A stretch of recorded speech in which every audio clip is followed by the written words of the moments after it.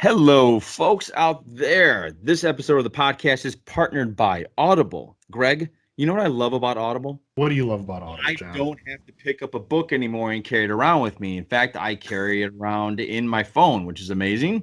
Yeah, absolutely. They literally keep thousands of titles right on your phone, accessible at any time when you're driving, when you're cooking, when you're mowing the lawn, changing a diaper, doesn't matter. It's all right there at your fingertips, John. They've got podcasts, they've got lectures, they've got some like health and wellness and like fitness series on there that if you just are looking for something to fill that gap, like you're not getting into a book right now, it's all there for you, man. If you're a member, Greg, what's cool about it is you get 3 titles per month. The first one, you can pick whatever you want. Like I've said, I'll probably start hitting up some of those health and wellness books. And then what's awesome is they have 2 Audible exclusives. Exclusives, folks. You can't get it anywhere else. It's true. That is very true. So if you guys want to get on the Audible train, you can go to audibletrial.com/JATG. That stands for Johnny and the Greg. Hook yourself up with a 30-day free trial. No promises, no nothing. If you don't like it, which I can't imagine you're not going to like it, you can cancel at any time. But the great thing about that is the books you get during your free trial, or if at any time, those books are yours. Like you get to keep them. You can listen to them nonstop, anytime, all the time.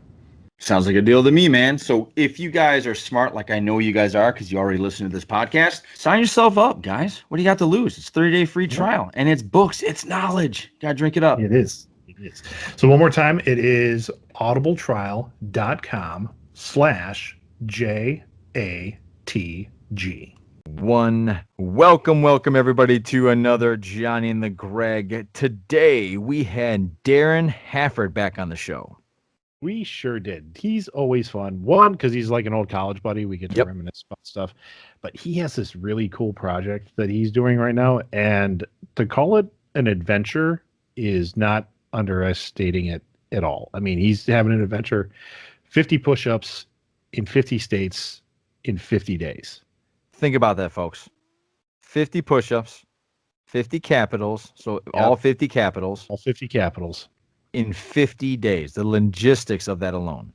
It's going to be crazy. It will So we're going to let him explain it, though. We are.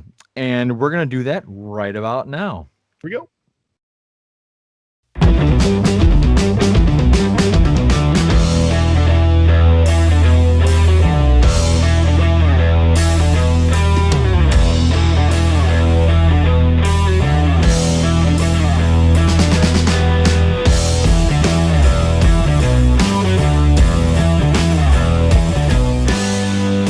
And Darren Hafford's back, and he's got some news today to share with us. And hey, for people that are hearing this, it's going to be July 4th this coming weekend.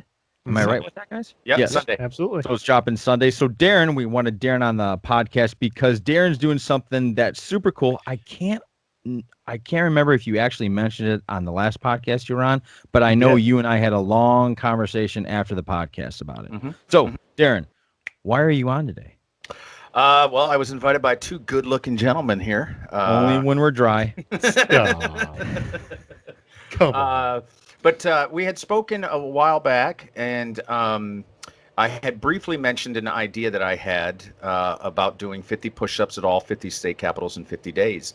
And that is coming to fruition on Sunday, the 4th of July. I will start in Austin, Texas. And then I will drive the 48 states, which will be over 13,000 miles. And then I'll finish in Oklahoma City, Oklahoma on August 20th and drive down to Dallas and then fly from Dallas to Juneau, Alaska on an 11.5-hour flight and be in Alaska for about 8 hours, do some push-ups, and then fly to Hawaii and finish it off.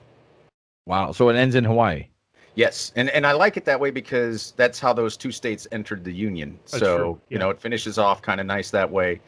And it's for veteran suicide. I was just going to ask that. Yeah. Yeah. So 5 years ago, there was a push-up challenge to do 22 push-ups for 22 days.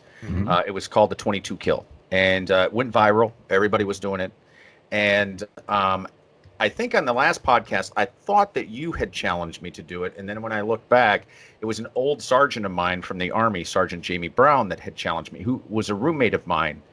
And he had challenged me back in 2016. And so I decided to do 44 push-ups for 44 days since I had been both in the Marines and in the Army. And so I decided to do the first 22 for the Army because the Army was easier, and then do the more difficult last 22 for the Marine Corps because the Marine Corps is a lot more challenging than the Army. And so then what happened was that was the year that my beloved quarterback, who I hope comes back, Mr. Aaron Rodgers, made the claim, all we got to do, we just got to run the table, because they were having a horrible start of the season, and they ended up winning like 9 in a row. Hey, was that the That was when we lost against LAX? Relax. No, I think that was the season before.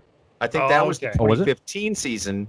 And then the 2016 season, he was like, all we got to do is just run the table. And I was like, ugh. And so I kept that. So they started winning. And so I was like, well, I can't jinx the team. So I'll just keep going and I'll add a single push-up each day.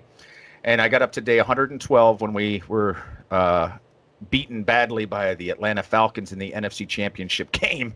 And then I was like, I'm good. Like, I was going to do this until the Super Bowl, but since they're not going to the Super Bowl, I'm not doing these for another 2 weeks. So, I'm good here. And so I stopped at 112. And then I've done it many times afterwards. And so a couple of weeks ago, I hit 40,025 push-ups.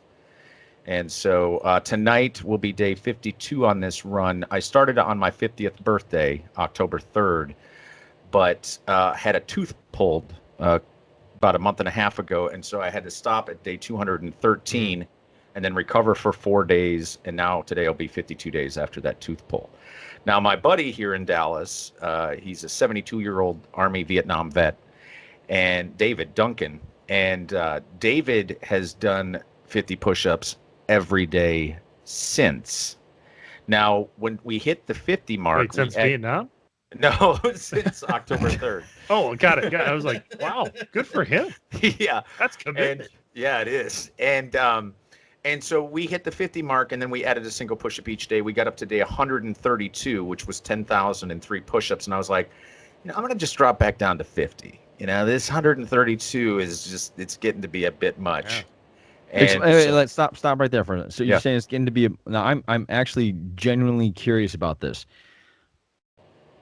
Were you like wearing out? Like, were you just dude, there's no way like this body can push anymore. It needs rest. It needs to. Well, I would do as many as I could get done. The first run I could was averaging 60 to 70. Then I would go to a knee and I'd catch my breath. Maybe take a minute or two, and then crank out like another 10 or 15, and then just like it would take a while to get up to that 132. Were your muscles kind of actually pulling in this way? No, I think I haven't really noticed much of a difference, but I have had people say that I look a little thicker, but I also attributed that to the COVID. I put on some weight during the COVID, which actually helped the push-ups because my belly got so big I didn't have to go so low on the push-up. It was nice, real nice. There's the cheat code right there, folks. Yeah. And or just be like 5'2". Yeah, short arms help out too. And so today I posted the video finally that I had edited, and a mutual friend of ours, Brian Ralston, who said to say hello to you, Johnny Angel. He was telling me he's done over 330 in a day, and I was like, holy crap, dude. Yeah, he does Muay Thai, mixed martial arts. Okay. Yep. So yeah, I would not ever mess with him. But yeah, I was like, Greg, God, I thought 132 was tough. Well, Greg used to do some crazy stuff just to warm up, right? No, not warm-ups. I mean, that was the workout. When I was training in martial arts, and this has been about 10 years ago, the guy that was the head of our school, like the punching bags, the freestanding bags with the big base on them, we had 12 bags, and he would set up them down the middle of the room, and we were doing 10 push-ups at each bag, and they were like variations. So one was regular, one was knuckles, one was real wide, one was diamond, one was clap, and we went up one side of the room, and then we came back down the other side of the room, and it was murder. And you know, when you then did the math on it, you're like, okay, so we're doing 120 on one side, we're doing 240, and we're doing 3 rounds of this, and you're just like, My God. Holy shit. yeah, I mean, let me, I'm not gonna lie to the people at home. By the time you were on like your second round and like you had to start up again, those push-ups were getting real ugly. I mean, they weren't clean, but Right, you were right. just doing them and you're just gutting it out. And you know, and I remember even because it's not just the chest. I mean, that's gonna hurt. I mean, because you're essentially doing a plank through a lot of that, and because it was, I mean, and we had mixed gendered classes and things like that, but there was still a couple dudes in there that we were just pushing each other to see who's, you know, I got to keep it clean because my buddy that's older and bigger than I am, I got to keep ahead of that guy. I mean, stuff like that. I mean, so it was fun, but yeah, a couple night, like we did that. We didn't do it a lot. It wasn't a weekly thing because you're just dead. Like I remember the first time we did that, 2 days later, we went back to class and I'm like, we're not doing push-ups today, right? Because I can't. No, today's burpees. No, Yeah. anyway. Yeah. Well, and Hey, that's so what- Darren, what Yeah. started this on you? What made you Well- think 50 states?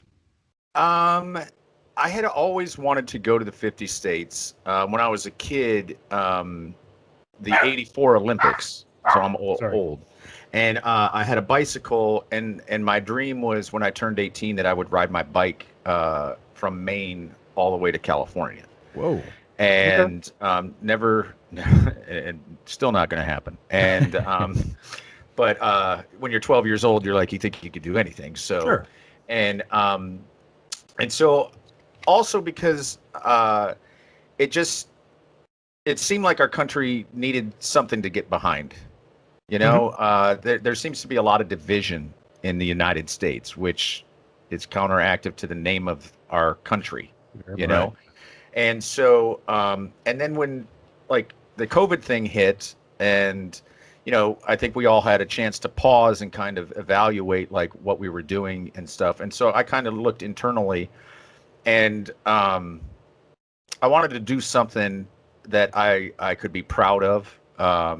And I think that's one of the things when you get out of the military that is an adjustment that can be difficult. I know it was for me, was that you have this great sense of pride and honor that you're doing something, you know, for your country, and you have a real sense of purpose. And then you get out of the military and you get like a regular job or something that, and you realize that there are civilians that obviously don't take their job nearly as seriously. And you kind of lose that sense of worth, you know, and me, I had never really served in combat. I'd been in combat zones, but I had never been shot at or had to shoot anyone, thankfully. But those guys, like the level of, you know, responsibility and commitment and things, to have all of that intenseness and then to come out and really not have like a sense of direction per se, like what am I doing, you know, like I'm not as valuable as I felt I was, you know, I was just a number kind of thing. And the coronavirus really, because they started the push-up challenge in 2016 and they saw a decrease in the numbers from 22, I think it went down to 18, but then the coronavirus. Veteran suicides? Yeah. Veteran suicides? Okay. Yeah, a day. And the coronavirus really put it back into overdrive. Pummeled that. Yeah. And so, which I wasn't aware of. A couple of weeks ago, I went to the 22 Kill organization, which is based here in Dallas, and spoke to them. And they had just doubled their office space, and they need more counselors. There's not enough counselors to help all the veterans that we have. And so, they were kind of surprised, I think, because I haven't really told many people about this. that I was actually going to do it. I had spoken to you guys that I was thinking about doing it. And so I told them, look, this, I want to help out and get some donations, and let's hire some more counselors and get some more people help, because the last year and a half, I started going to anger management counseling, and I got clean, stopped drinking, stopped smoking, stopped everything, stopped dating and everything. And just really, I didn't really like the person that I was. And I started listening to some motivational stuff. Les Brown is a huge one. Zig Ziglar. Oh, yep. Great guys.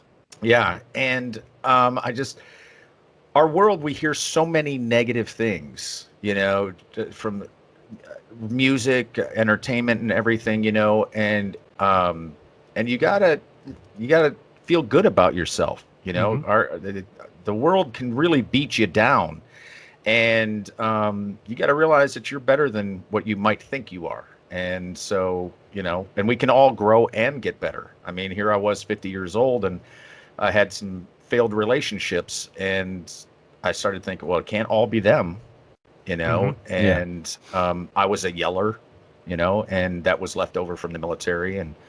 And so I was like, I'm going to get better. I'm going to get fixed. And I don't know if I'm fixed completely, but I'm definitely a lot better than I was. Well, I say it all the time on the show that progress is a moving target. And it is constantly, like, you never arrive at progress. You never arrive at self-development. You just keep on going and going and going. Like my favorite, I believe Zig Ziglar said it, and I was going to say it's my favorite Zig Ziglar quote, because I'm like 99% sure it's his, is that self-development and motivation is like bathing. It needs to be done daily. Yes. And it is one of those things that you just, even if it's a bit of a podcast, something you read, I mean, every day you got to do something to kind of keep up. But what I'm really fascinated with is, even when you brought this up on the last time we had you on, just the logistics. Like, how are you going to get, I mean, I've traveled a little bit around this country, and I'm the guy that hits delayed flights all the time. I'm the guy that hits traffic jams. There's just, like, I was down in Chicago this last weekend, and I texted John, and I'm like, it wouldn't be a trip to Chicago unless something weird happened. And it's true. Every time I go down there, something happens with my vehicle. Just something throws a monkey wrench in. And you're putting 50 states in 50 days. How did you even just plan that out?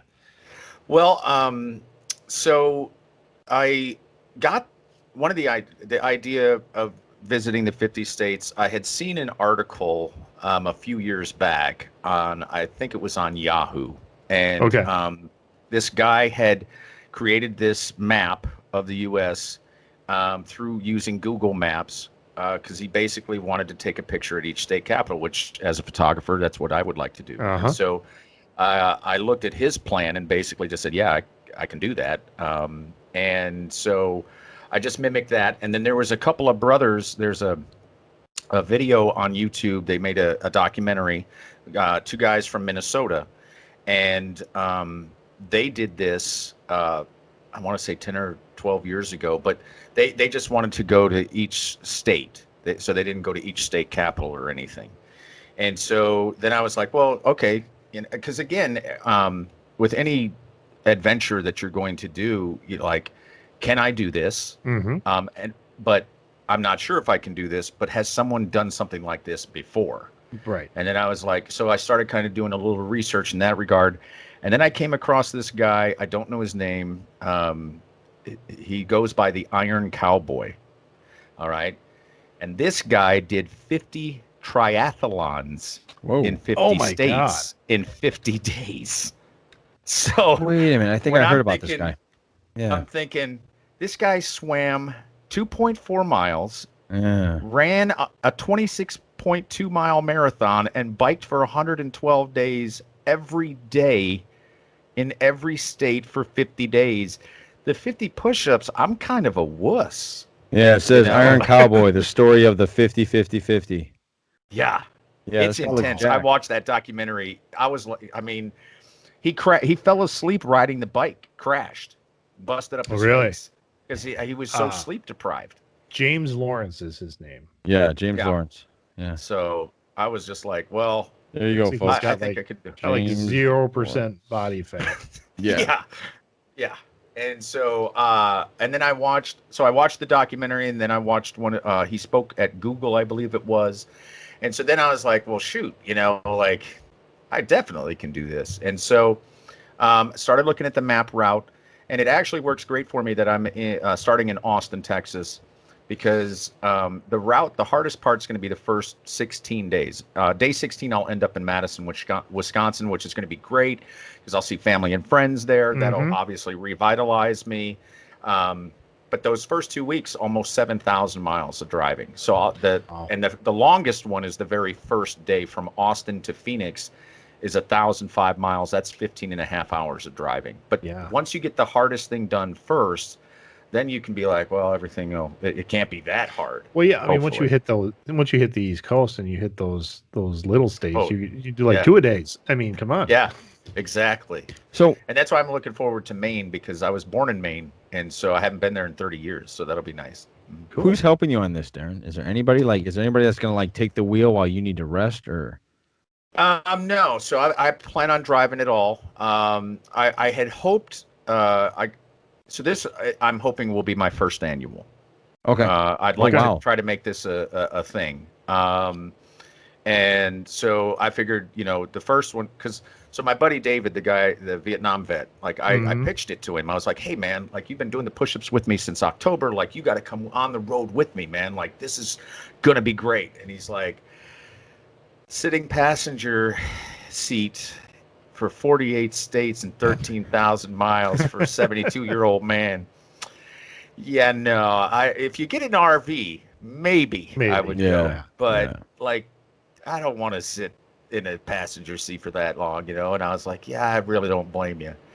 And so I've done some long drives before, and I've done in April I did a test run. So I drove from Austin to Phoenix to see how it would go. And so I did push-ups at the Austin the state capital of Texas, and then I did them in Phoenix outside of their state capital the next day, so that I could make sure that I could actually do that. And unfortunately, the Arizona Capitol was closed because of the COVID at the time, so I wasn't able to go inside. And so my plan is to release a video each day, like a 2 to 3 minute video, because I can get the push-ups done now in about less than 60 seconds.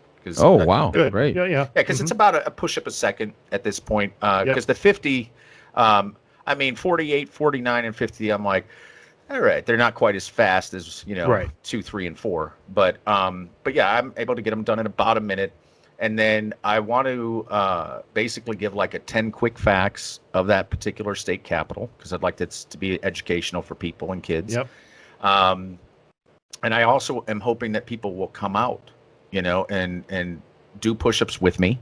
I'd love to see people get into shape after the COVID thing, and just show our community, get people out and seeing each other again. We've been cooped up for a year, and we've missed a lot of our friends and family. So yeah. So do you have like are you trying to do like the social media thing? You contacting news stations as you hit up these towns? I mean, things like that.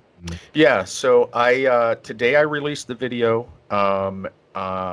and I have a GoFundMe account. I have a website. I have Twitter handle. I have the Facebook handle. I have the Instagram handle. And the plan is also to send out a press packet 7 days before I get to that city, and then again 3 days before I get to that city. And you do this all by yourself? I'm doing. Yeah, for the most part. Wow. Yeah. And then so I'm going to send that press packet out to all the local television stations, newspapers, radio stations, VFWs, Veterans of Foreign Wars, American Legions, and then Harley rider groups. Because I met a guy, and he was like, look, we're always looking for a reason to ride our bikes. Yeah. And most of us are veterans. And so wouldn't it be cool if we escorted you from the state line to the state capitol with bikes? I'm like, well, I was already documenting this as a documentary. So, yeah, that would be that sounds cool. Fantastic. Yeah. So, and I've had a lot of friends. Not all of these ideas have been mine. So I've had many, many different friends give me a ton. Kim Palazzo, who I think you guys know from Whitewater. I had She's such a been kind crush of. on her. She's great, boy. She's She's awesome. I mean, she's one of those people she's where intense. but the more you get to know her, the more you develop a crush on her harder. Oh yeah, She's a really and cool girl. Yeah, and she Hi, Kim. she's my taskmaster. I mean, she's like Oh, is my she? she's She's on like ya? my manager. So she's like, why isn't the video up? Why you need to be collecting money already? Like, you know, and I'm just like, Yeah. I'm trying to get it done. I'm getting it done. It's just, you know, so she's been very good with it as well. Cool. But I've gotten fantastic ideas. Usually at least one great idea from whoever I mentioned this to that will bring up an idea. Like I just was talking to Ralston and he's like, I'm going to try to see if we can get you hotel points. There you I was go. like, oh Yeah. man, I never thought of that because I have $5,000 roughly that I'm going to spend to do this. And so my thought was, well, I can sleep in the bed of the pickup truck. I got a little pup tent, you know, and then, but I feel that there's going to be enough momentum as this goes along that I'll be able to, you know, get hotel rooms and stuff like that. So, Have but you the, ever had this, I don't know, this heart to heart with you that, because I always feel like there is a demon in every one of us that tells us, okay, quit. It's over. oh, dude, Can't do every this. day. He's sitting at the edge of the bed when I wake up in the morning, just waiting for my eyes to open. Yeah. So what do you do? And the closer and closer that I get. So, I think I Joe listened to Rogan it. calls that his inner bitch. Yeah. Yeah. So what and Joe Rogan is one that I definitely want to reach out to as well. What I do is I let him talk for a little bit, you know, and then I put on a motivational video from YouTube as I'm brushing my teeth and shaving, and it's usually Joe Rogan or David Goggins or Jocko or Arnold Schwarzenegger or Les Brown or whoever it is, and after about 15, 20 minutes, you know, that other voice is like, all right, I'm not going to convince him today. I'll have to just try again tomorrow. Interesting. You know, one of and one of the best things I've ever heard is that don't rely on motivation, rely on discipline. Like discipline will get you through it all. Motivation comes, and that's when you push yourself. Is when you're motivated, that's when you go a little bit harder than you normally would. But exactly. somebody once told me that it's all about discipline. It's not about motivation. Yeah, if you waited until you felt like doing it, Yeah. you know, I'm going to feel like eating that chocolate chip cookie a lot faster than I'm going to feel like doing 50 push-ups. Yeah. I mean, because sometimes there's Sundays I don't want to talk to Greg. Well, dude. Driving the truck the other day. So I got to get the truck fixed this week. Oh, okay. So there's some stress right now because it's misfiring. I was on the phone with my brother, and I ran out of gas, and so it's not running right now, and I'll get it fixed. But I have faith now. Started going to church and stuff, and so I'm like, you know what?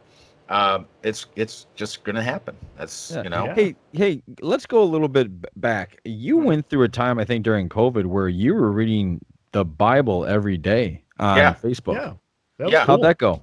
I'm still reading it. I just haven't been posting the videos. Okay. So today, I'll finish the Bible actually 6 days in. So on July 10th, I'll have finished the Bible. Now, so let me ask you a question on that. Hold on. I really appreciated you reading that. I mean, posting your videos because, like, in that COVID space, when everybody's working from home, I mean, it was literally roll out of bed, hit this desk, and get to work. Right. And I was losing that time of like get ready in the morning, do a little reading, stuff like that. And I was just like, all right, well, because not only during COVID was it like emergency time in my industry, but so it was like go. Like there were no breaks. We were working through lunches. I mean, there was just constant. But I, having the multiple screens, I would you would post a video and I would have that up as I'm doing work, and it was it was great.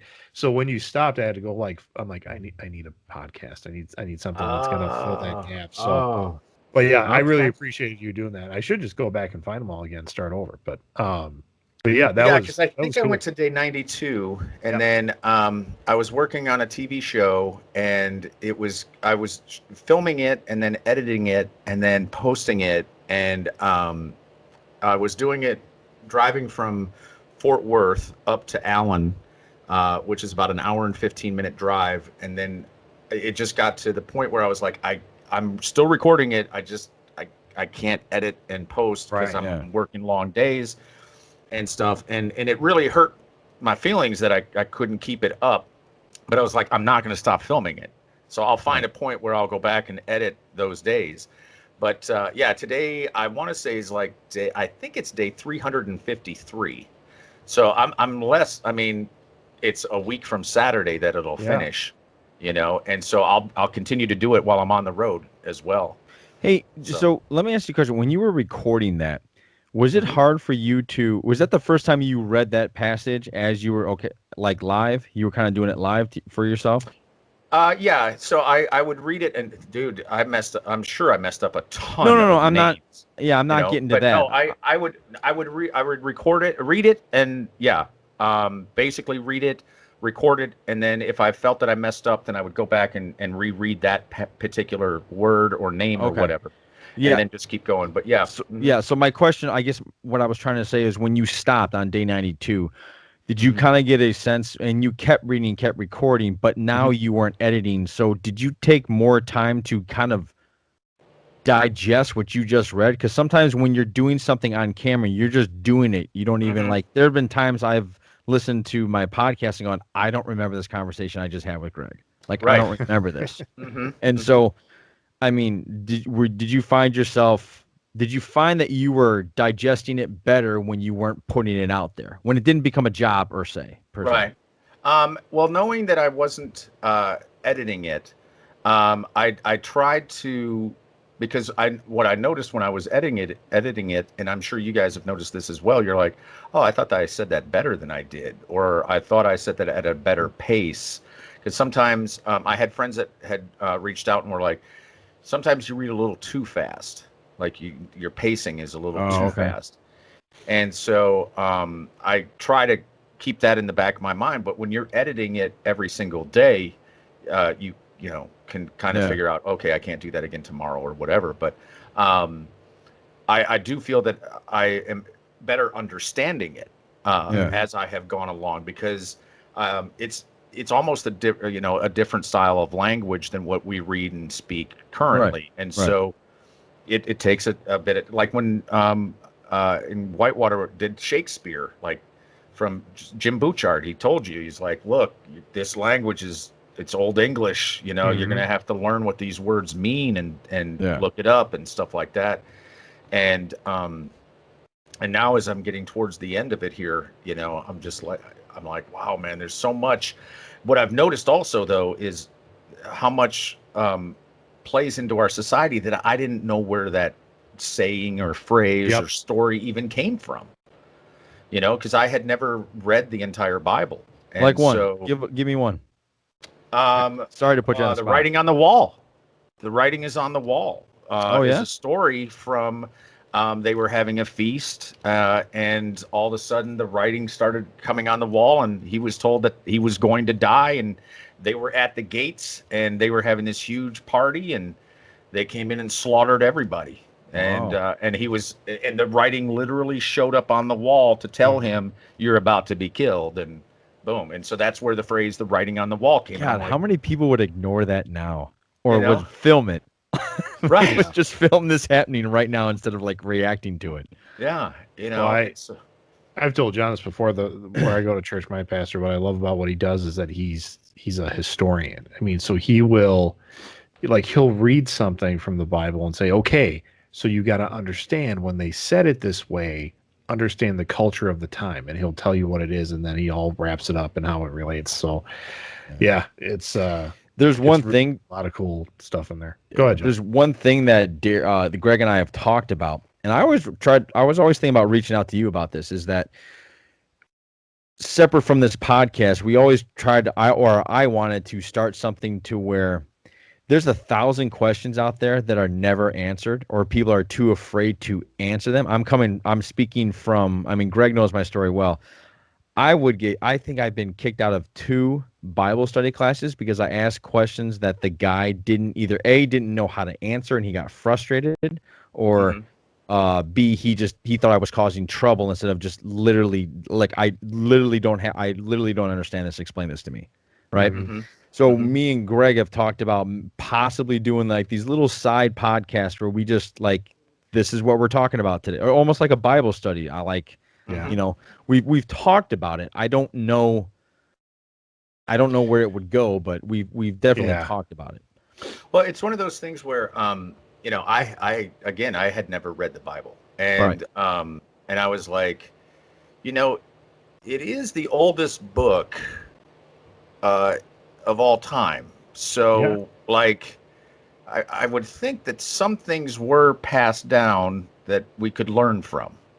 You know, maybe not. And so I was just like, and that's how I kind of looked at it. I was like, why would I not want to read the oldest book there is? Like, why wouldn't I want to read that story? Is it the oldest book, Greg, or is the Torah, or?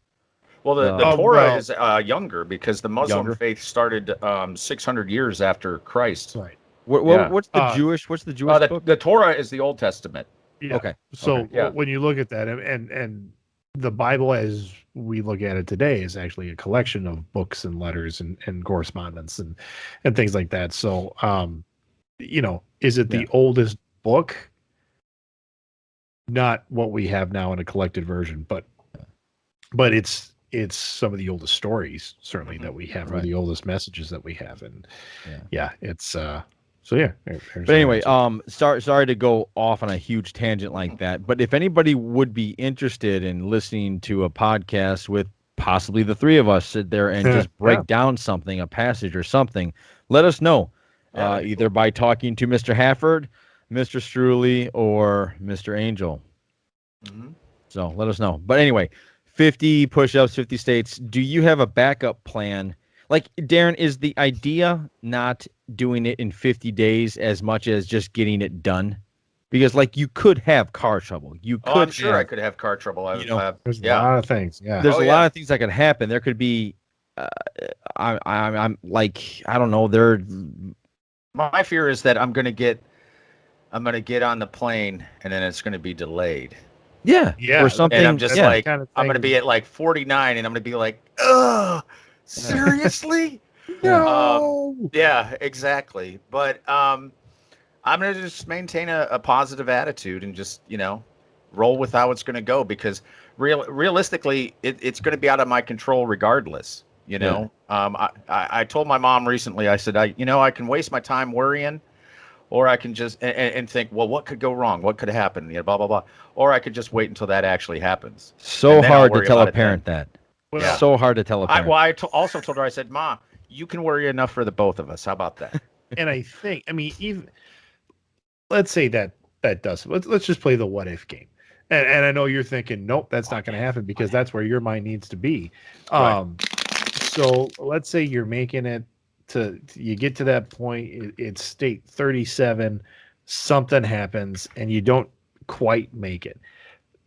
But that just becomes, and you're saying you want to do this as an annual thing, that just becomes the story.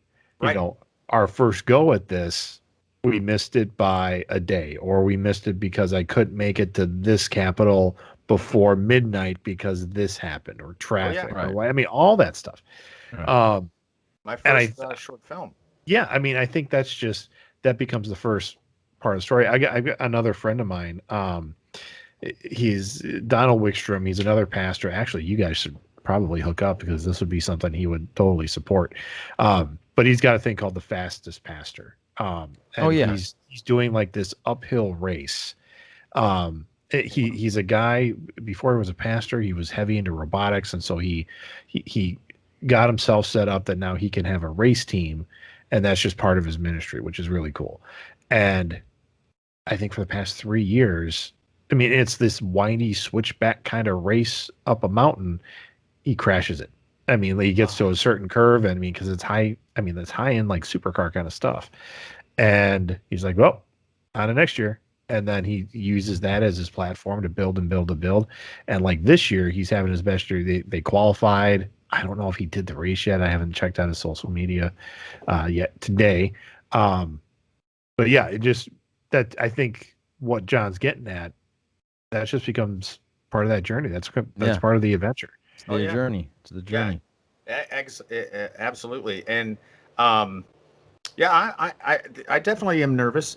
Like I said, every morning I first wake up, the first thoughts are you insane? Like that self-talk to me is like, dude, like there's no way you're gonna pull this off, blah blah blah.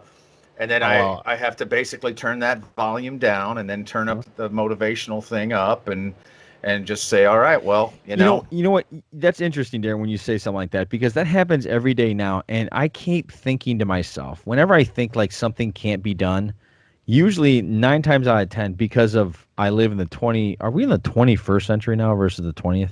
We're in the 21st century, right? Sure. Yeah. I would think, dude, like Lewis and Clark were like, this is probably a bad idea, before they went and did that. Right. Or, like, you're going to do what? Or you sit there and think, oh man, I don't know if I can do this. And I'm talking about something as ridiculous as like, can I take apart the bottom of a fridge and figure this out? Right. And I always think to those people that are like, that have done like, hey, maybe we shouldn't shoot a rocket to the moon.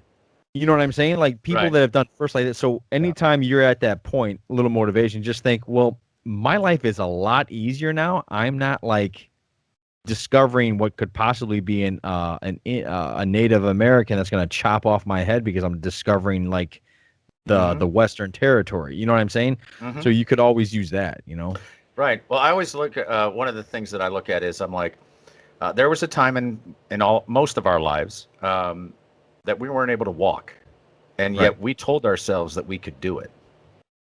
Mm-hmm. And we then watched. you started, and then we started. Then we started walking. And then I see where you're going with it. Yeah. And so it's just got to be one of those things where it's like, look, I may not be able to do this, but I'm going to find out. And that's really what it comes down to, Well, I don't know if I don't know if it's going to happen. I'd like to think that it does. That it's the modern motivational line. It's been used in probably numerous greeting cards and T-shirts. I don't even know if you could find who it's accredited to anymore. But the idea, and I didn't want to say it right. The devil whispered into my ear, "You're not strong enough to withstand the storm." And today I rose up and said, "I am the storm." And you're like, come on, Greg. Yeah, come on, Greg. Yeah. You got to do that better. Oh yeah, okay. Today I whispered in the devil's ear, "I am the storm." There you go. Very nice. Yeah. There you go. I like that. I love that too. Mm-hmm. It's going to be something. with that imagery is cool, and I think that's kind of what you're going for. I mean, you've got this adventure that people are like, you can't, like, they don't even, like I said, the logistics piece. You can't even get to 50 states in 50 days, and you're like, yeah, I can. Yeah, I can. People have done it, and I'm going to do push-ups while I'm there. Mm-hmm. Mm-hmm. And it's like it's going to be fun. It's going to be a challenge, for sure. But it's like I look at what I've already done for it, so to speak. Like, so I needed to come up with the logo, and I was like, well, what am I going to make? So the logo? stand up a little bit. Show the logo off a little bit. I like the logo when I was checking out the shirt. The icon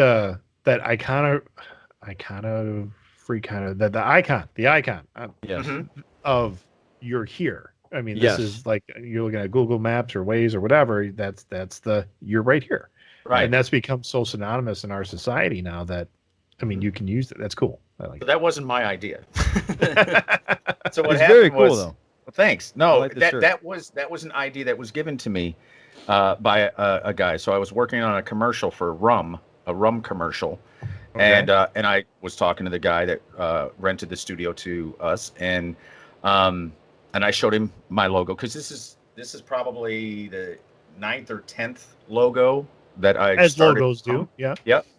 And I wanted to keep the circle based off of the Marine Corps emblem and the Army emblem, and I obviously wanted to use red, white, and blue because I love Captain America, and Superman was the first movie I'd ever seen in a movie theater, and so it does kind of have that shape of the S a little bit.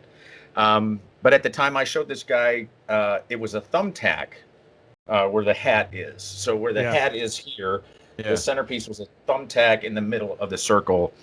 And he's like, "Is that a thumbtack?" And I was like, "Yeah, for the map." He goes, "Dude, you're so old." I was like, "What?" He goes, "Man, kids ain't gonna know what a thumbtack is, dude. Like, you got to use the GPS point.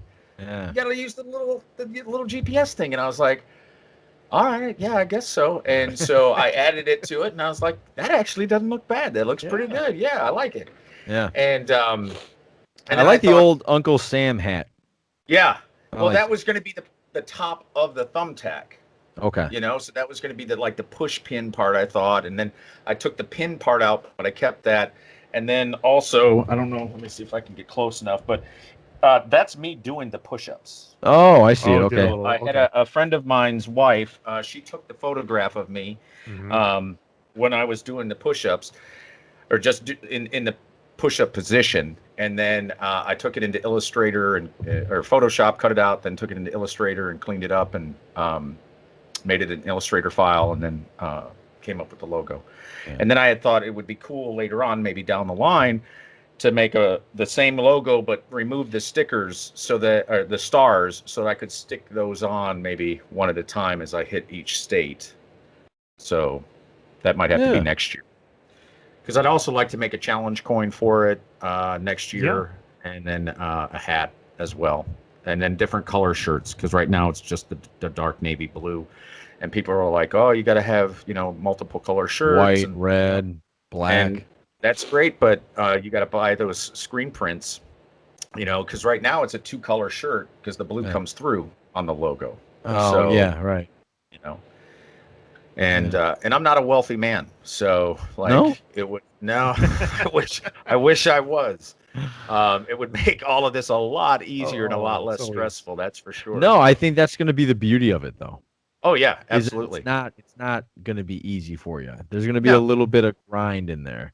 Oh yeah. And I think you go through those moments in your life when you're taking on you're climbing a mountain in a way, and when you're going to find out very quickly, I'm guessing, how bad you want this and how bad or what you're going to put yourself through for this. And you'll be better when you come out of it. Oh, absolutely. And it takes me back to when the first night when I was in Marine Corps basic training, because we didn't sleep the first night. So they sleep deprive you that first 36 hours. What do they do? Just yell at you or make you do exercises?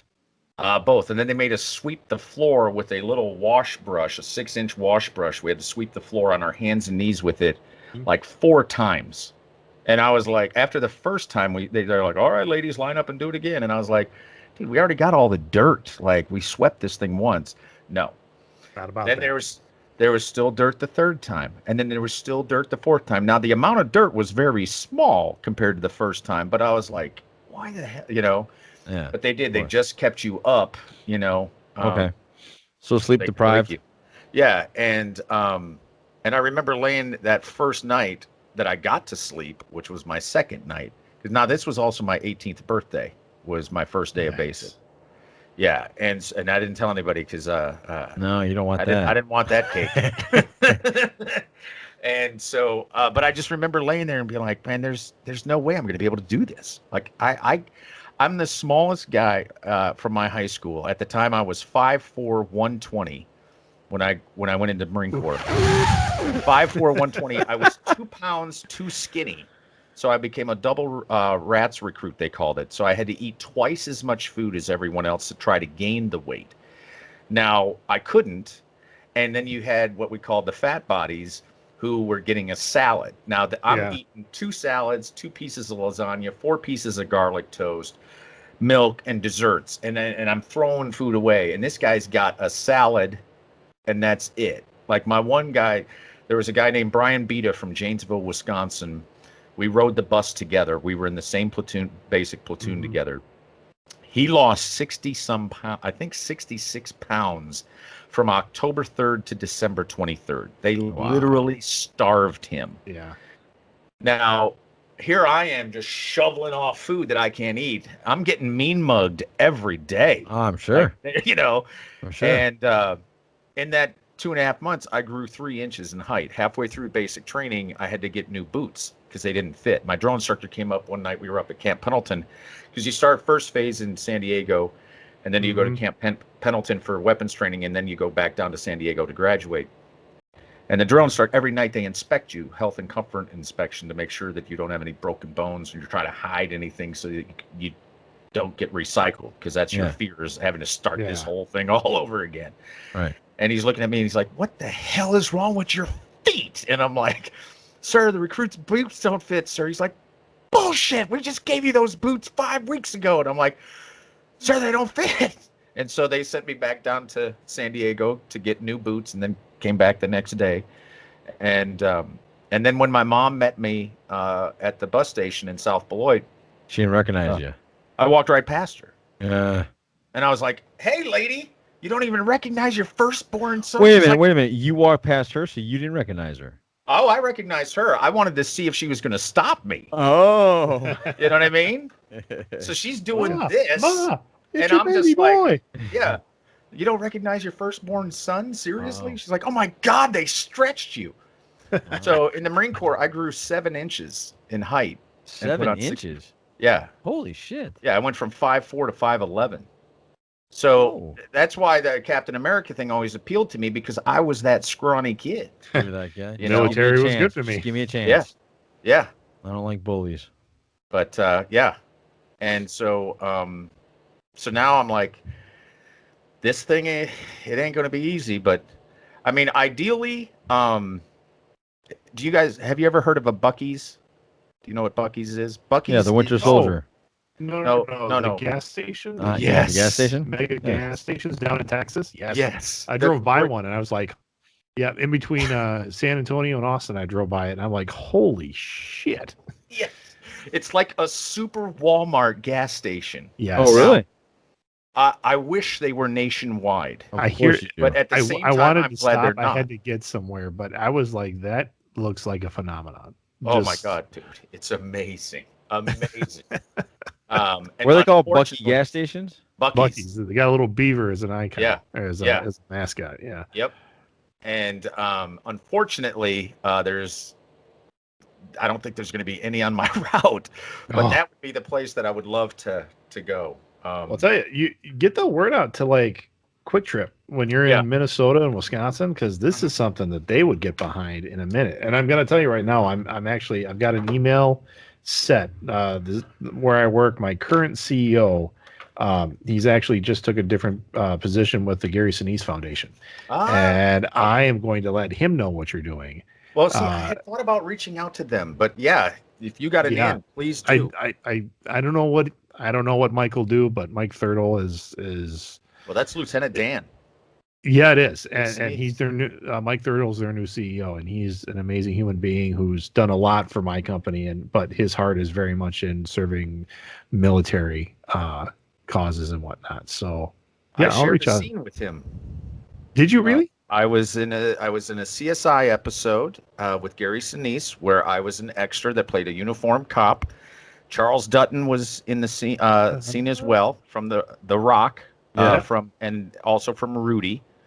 And then the mother of the child that got hit by Charles Dutton's character, he was driving a cab and hit a girl on a bike. Her mom was in St. Elmo's Fire. Okay. And so the 4 of us are standing there with the director, and I'm looking at all 3 of them like, "You're famous, does not you're belong. famous, you're famous. How the hell did I get here?" And so I half a second am in that scene where she, of course, the traditional mother breaks past the cop. Yep. And of course the cop doesn't beat the woman down, but he falls over. But yeah, I just bounce out of the way. And but I just remember thinking, oh my God, that's Lieutenant Dan. Like, I wish I could just say, dude, like, you're the man, kind of thing. I just sent you a picture, Darren, with the top-rated gas station restrooms by state. So you're welcome. Oh, thank you. Yeah. So you might need that. Yes. Well, because if I don't get enough for the hotel rooms and stuff, then I'll just shower in the truck gas stops. stations. Yeah, truck stops. And the video, I don't know if you got a chance to see it. It's a little long. It's 12 minutes long. Not. But I broke it up. I'm breaking it up and posting smaller chapters in it. Okay. But there's a photograph of myself and Jamie Brown who got me started. And it's me sleeping on a cot between two semis.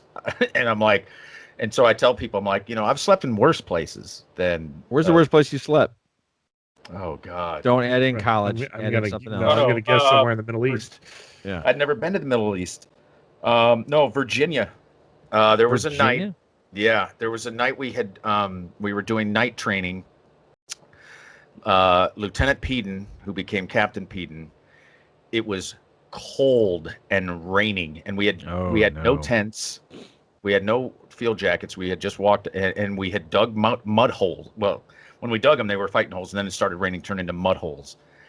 And Brian Ketter had enough and just decided, because we were on our own base. So he was like, screw this. We're going back to the barracks. And so everybody jumps up, starts up the vehicles. Everybody's like, and Peden comes out and he's like, what the hell is going on?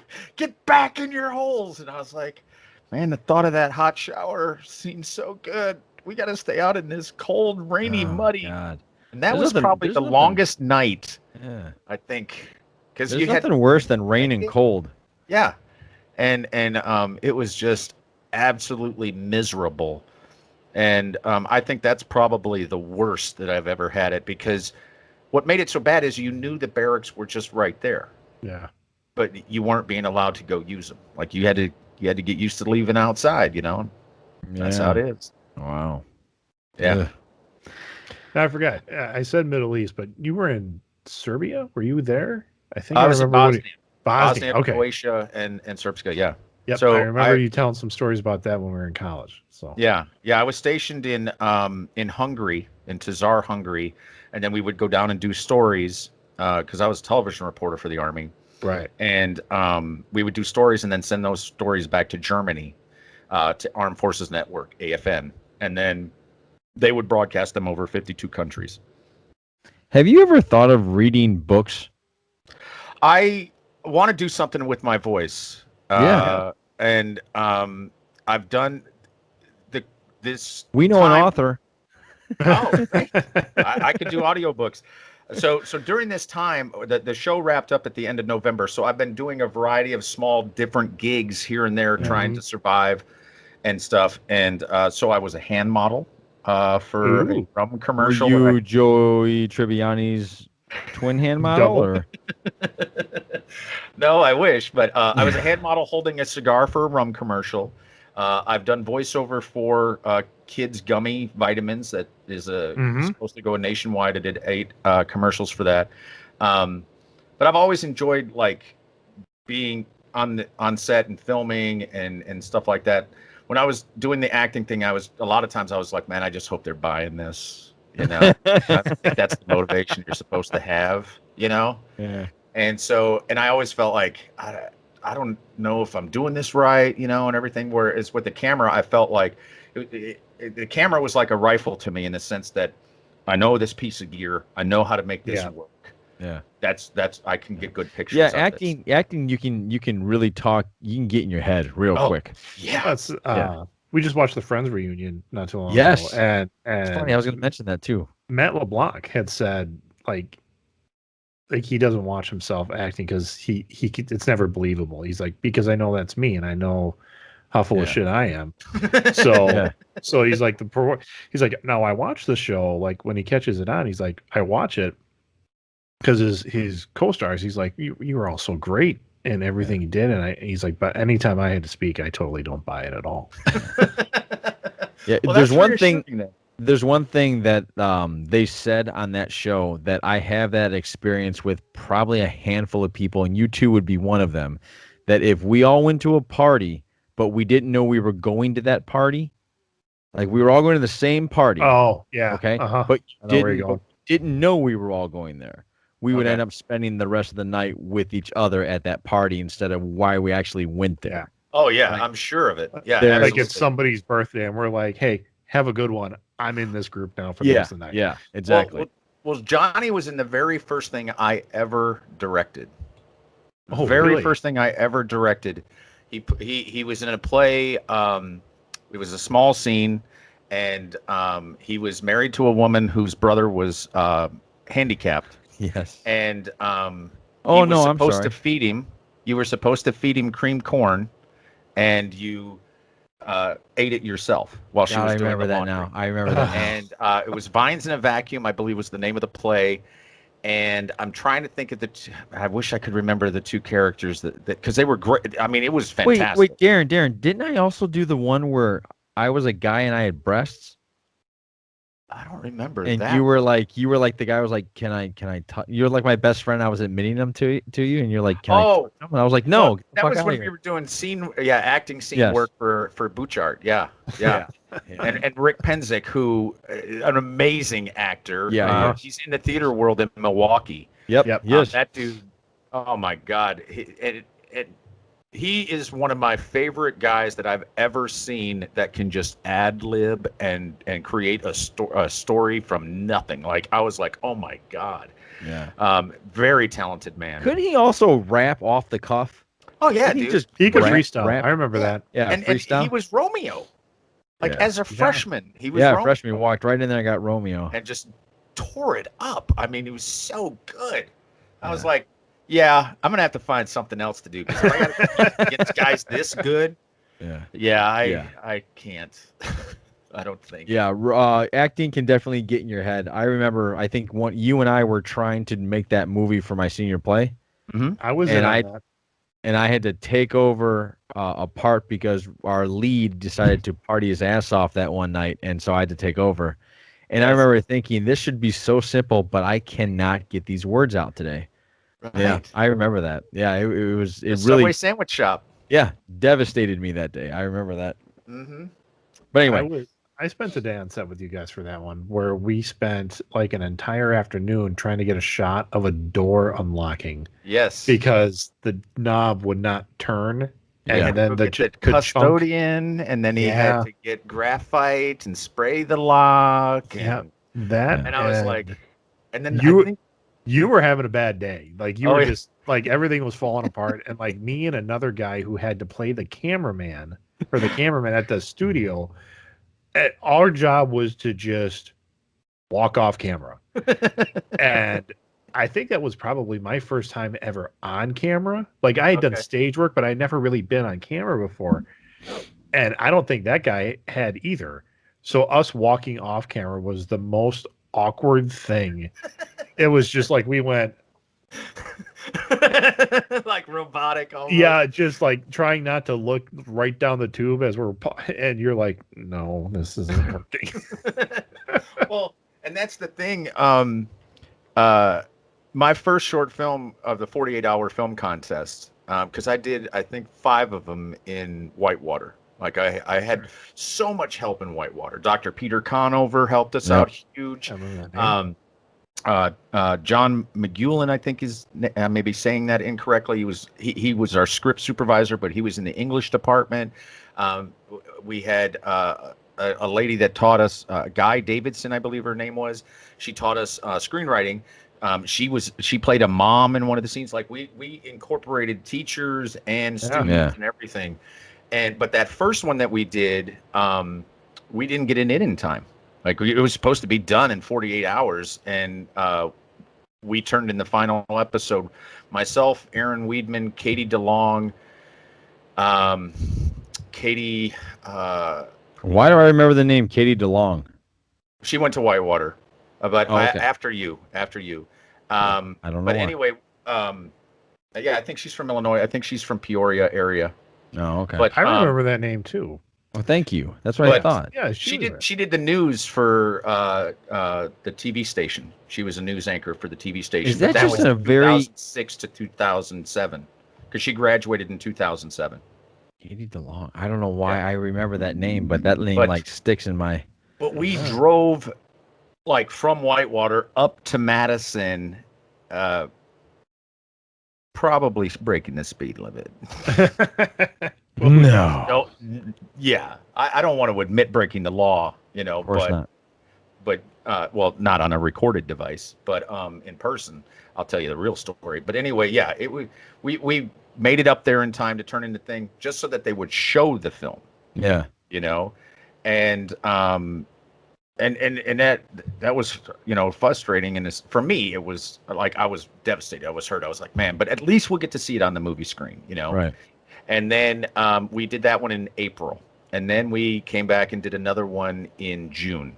And the one in June won 3 awards in Milwaukee: best writing, the one best with directing, Eric best cast. Eric Kokonis. Yes. Kokonis? Yeah. Yes. Oh, another fantastic actor, dude. He's like he was like a young John Travolta. For me, he was a young Jason Lee. Ooh. Oh, I didn't From see that Clerks. at all. I didn't see that at all. Because no, I know who you're talking about, but Yeah. I did not see that with Eric. Well, Sorry only for when I just was talking about you acting here, that Eric. scene with him. When I was acting that scene at the coffee shop with him, and I was just like, and I remember telling him, I'm like, you know, kind of give me this guy, and he's like, I know exactly who you need me to be, and I was like, yes, you do, and he was perfect. He was so good, and I was just like, man, like again, I need to just get behind this camera because this in front of the camera these guys are really good at what they do. Yeah, but no, for sure. When you go to the next level of acting and you think you're good because you acted out Indiana Jones awesome in your family room, right? I got all the words memorized. Yeah. And then your mom was your biggest fan, so how could you fail? And then you go out there in the real world, and he's like, I didn't feel anything you just said, and you're like, what? How did you not feel it? I was emoting everything. How did you not feel that? Yeah. Well, and the thing is you don't even know like they could have just came in and their dog died, so they're in a bad mood no matter what, and you're just getting the brunt of it, so you don't know. But yeah, the acting gig, I mean, it's not easy. Darren, who was the guy? Because I think I was trying to solve this with Greg one day. Who was the guy that dated Leslie Ryan and he had a beard and his name was Jim or James, and he was a phenomenal actor? Remember that guy?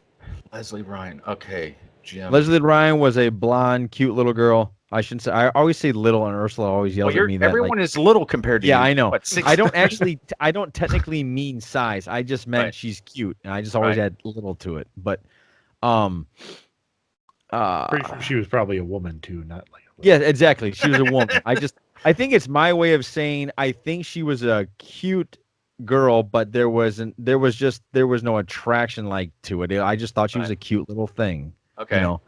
Now, God, that sounds Leslie even worse. Ryan, and what was and you said she had a boyfriend? His name was, she was dating him at the time. His name is, James was either his last name or his first, Chris James, maybe James Lee.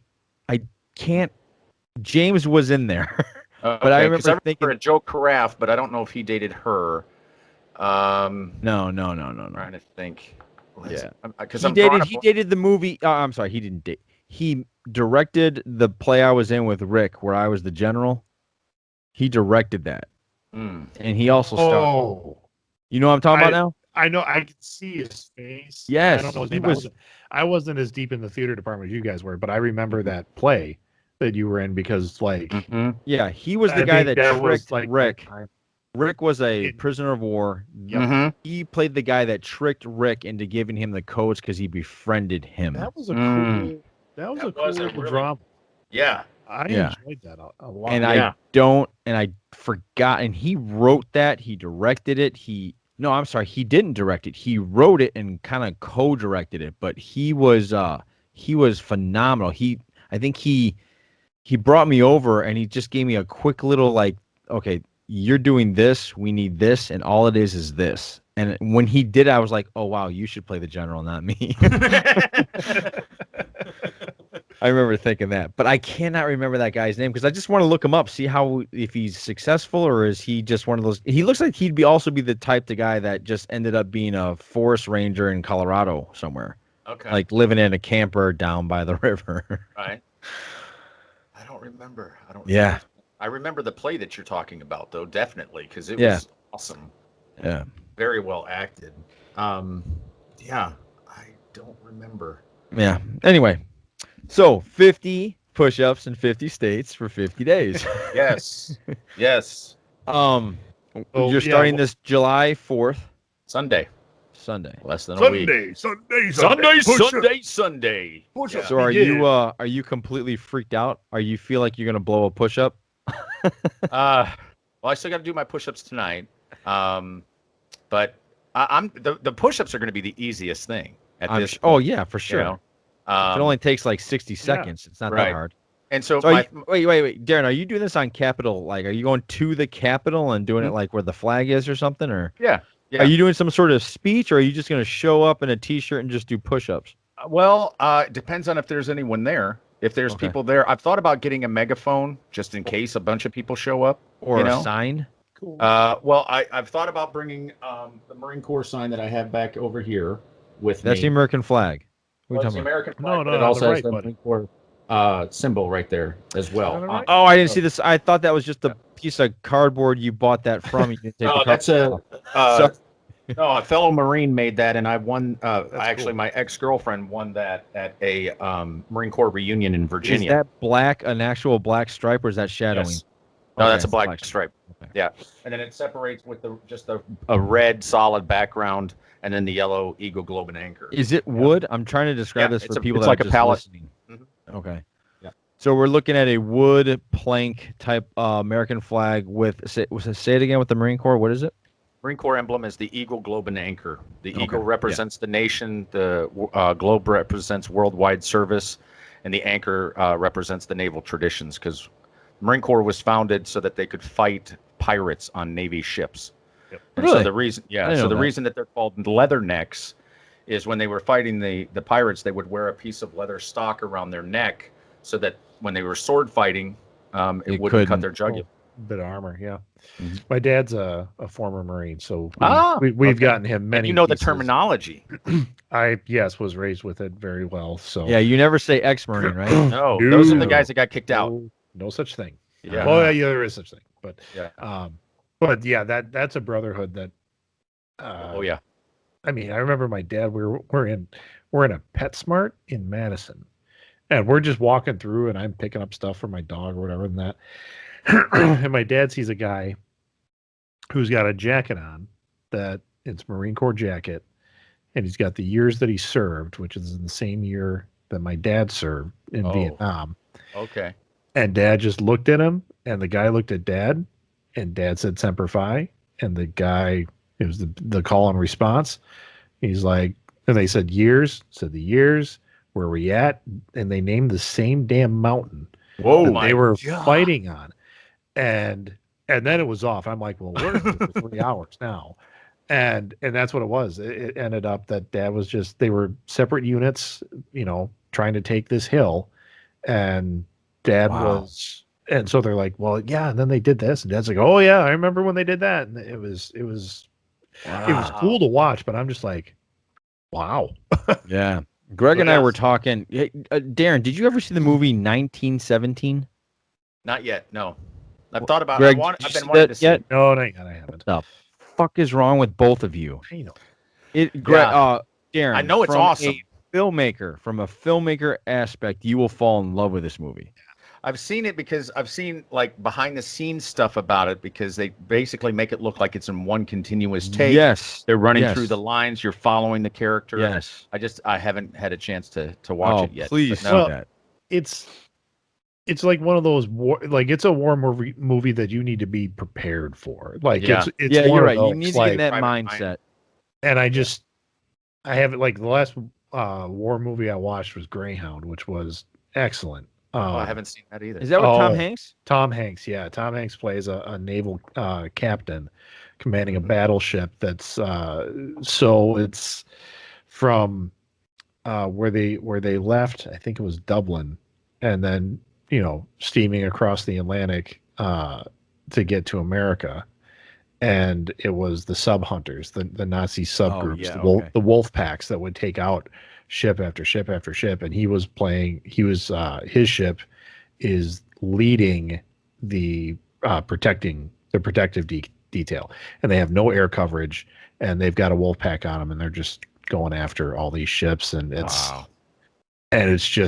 tense. It is a tense movie, and it was the first movie I watched when I finally upgraded my TV to 60-inch, 4K, and I bought a sound bar and the surround sound at the time, and I just boom, and I like there are That's on points Apple. That's on Apple TV. it's on right? Apple TV, yeah, and there's just parts in that movie where I'm just like, I just it's so you just get into it. And Do they show anybody? There's these scenes that always happen in those type of movies where they show some really young kid drowned, like he gets trapped Nope. and he. Okay. Nope, not Those in that always really affect me. Like to Oh. this day, I can't see Saving Private Ryan because of the end scene where that guy could help his friend and he's Yes. scared and he Oh, doesn't dude. help his friend, and that Dude. knife is just going in, and I Oh. just and he's going shh shh shh, and Yeah. I can't. And he's like, Yeah. wait. Yeah, that Yeah. scene, both those actors just Yes, killed. That I and Braveheart. can't. I'm just like, See, you know what's funny with Braveheart? Braveheart feels like it's So far It's- removed. yes, like it's too. It's like so I saw far. it with a buddy of mine that I was in the National Guard with, Brian Douglas, who was also a Marine that came into the Army National Guard as well. Yeah. And we came out of there like, and I felt like I was going to cry. And I was like, dude, I could never let that happen to you, bro. You know? And we saw it Yeah. in Madison, Braveheart. Oh my God, dude. Yeah. But when you watch a movie, a World War II movie, you realize, Mike, they're 18. They're 19 years old. Yeah. You know, I and you miss my remember what brothers. you were doing at 18, 19 years old. I missed my brother Brian's wedding because I had to go through LFTC. It's called Landing Force Training Command. It was in Little Creek, Virginia. And it's where you learn how to come off the barge. And I remember it was super miserable. And my buddy... Was it scary even there? You know you're training, but was it scary even Oh, at that dude. point? The whole time I'm like, this is the worst. Sucks so bad. Right, I know, And but you're yet saying it They're sucks. not even Was it shooting scary? at us. Yeah. Was it No, scary? because you knew it was still training. Okay. But they had the smoke going. They had the concussion grenades going off. They had the sound of the M60 shooting at you and everything to try to give you all of the, as much as the real action as they could. So Yeah. there were explosions that were, going off and stuff like that. But my buddy Lance Corporal Trujillo, he had already gone through it, and he's like, "Listen, man, whatever you do, don't brace your leg up against the bulkhead of the ship." I was like, "Really? Why?" He goes, "Because the first time I did this, I whacked the shit out of my knee, man, because it's metal, and when that thing hits the ground, Yeah. everybody moves Boom. forward." And he goes, and I was hobbling, dude, trying to come Oh, off out of the man. water up onto the beach, and I was Yeah, just like, wow. "Ugh, this sucks." And the whole time I'm thinking they were shooting at people when they were Yeah. doing this, man. Like, I don't Yeah. know how I could do that, Right. And I met Herschel Woody Williams, who is the last living Medal of Honor recipient from World War II, former Marine as well. Did you really? Wow. Yeah, I got a picture with him. He autographed the book for me. I've got a challenge coin when he flipped the coin at the Super Bowl when the Eagles won a few years back. Yep. And so I have coin number 241. Myers told me, the guy Myers Jackson, who worked on a TV show with, he was the America's Auctioneer, got me to meet Woody. But yeah, dude, and hearing his story, like, good Lord, man. You mentioned challenge coins a couple times. That was something I had to learn about.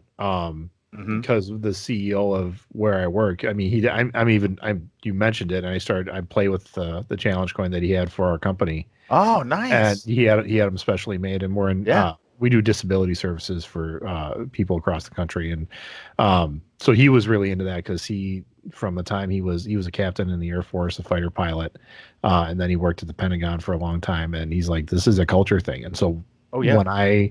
when I started working there, like, he gave me this and he's like, you carry this with you, and then, like, if we're ever out, and he told me the whole story behind challenge coins and everything else. And now I've got this one. I've got an older one from a previous year up on my dresser. But, like, when I'm in meetings and stuff, it's just like I'm constantly it's like a fidget thing for me. So for those of us who haven't heard of what a challenge coin is, I'm picturing like a John Wick type of thing. So a Not challenge quite, coin is, but yeah. it's basically an on-the-spot medal, okay, without the paperwork. in a sense. But units will also make them so everyone in that unit will also have that particular coin per se. But you might have a 2-star general, like I've gotten one from a 2-star general. They'll have their own coin made with their name and the name of their unit on it. And so when they see a soldier that they feel is doing a good job or whatever, they'll present them with a challenge coin as well. Now, so what does the coin do? Well, also, like, it's also used as a unit thing. So, like, say I'm airborne. Yeah. And I pull out my coin at a bar. Okay. And you had said you were airborne, and you don't have your challenge coin, then you're buying me drinks. Yep. Okay. So it's one of those things. You use it kind of as a.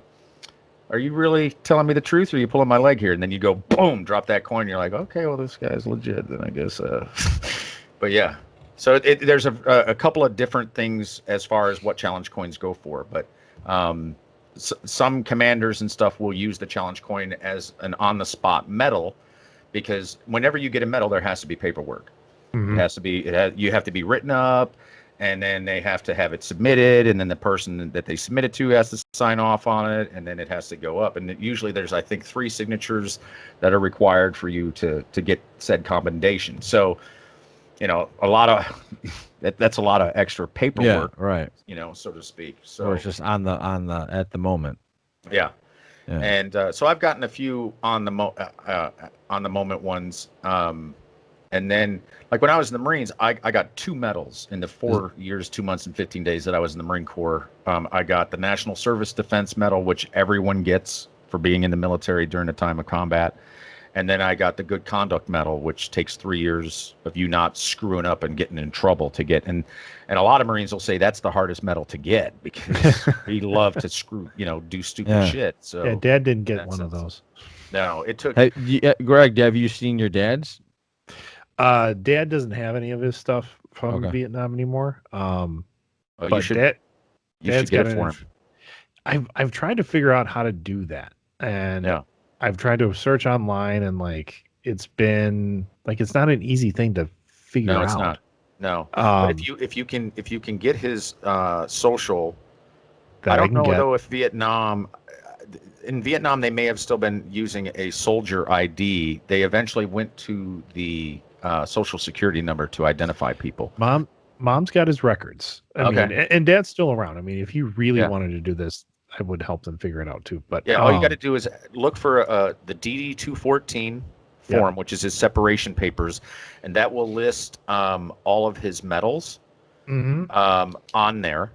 And then from there, you can go to websites and buy replica medals. And he had a couple Purple Hearts. He had, well, he like the armed service one. I mean, he had that one because he's obviously in Vietnam, and a couple the Tet Offensive, whatever the ribbon was for that. He was involved in that, and he was there, and a couple other, regional. When was he there? Actions. When was he in Vietnam? Because my dad was there 68 to 69. Dad got out, I believe, in 72. Okay. Or maybe even a little bit before. Maybe it was 71. He's got Dad deciding if I should tell Dad's story or not. He was a radio man in a recon unit. Oh. So he see, and I like when I say that to military guys, they go, holy shit. I'm like, that's Dad. That's a tough assignment, man. So, and especially during this era. Time out.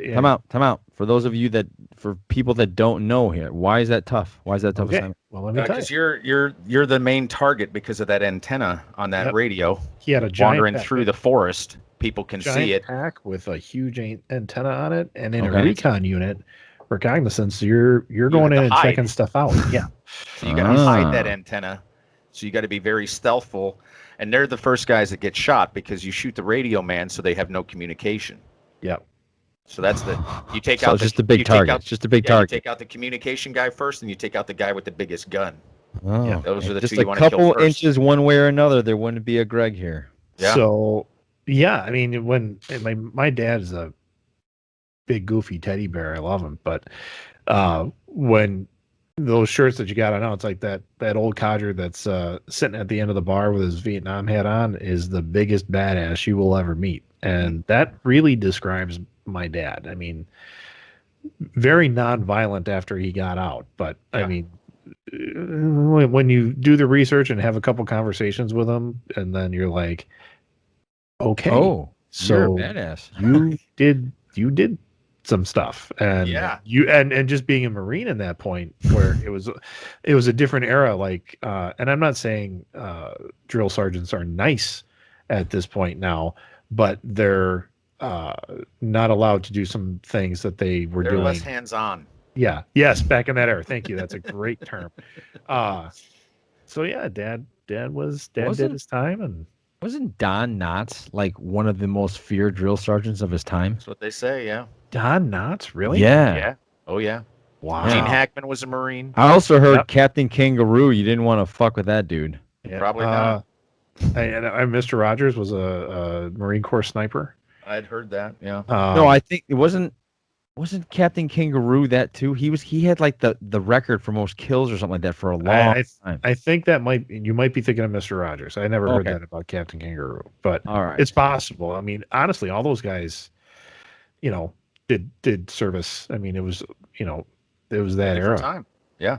And I've talked about this even now. Like, I had no reason not to go in other than, I mean, even I had the recruiter at my house talking to me, and Dad, he's like, I will never tell you not to do it, because the Marine Corps changed his life for the better, made him a better man, is what he would say. And but he's like, you're going to be asked to do things that you don't want to do, especially if it's a wartime situation. He's like, and you got to do it. You don't have a choice. He's like, he said, I mean, I'm not going to tell that story on a recording because I don't know if he wants that out there, but he's like, hang on 1 second. My batteries keep going. Tell it.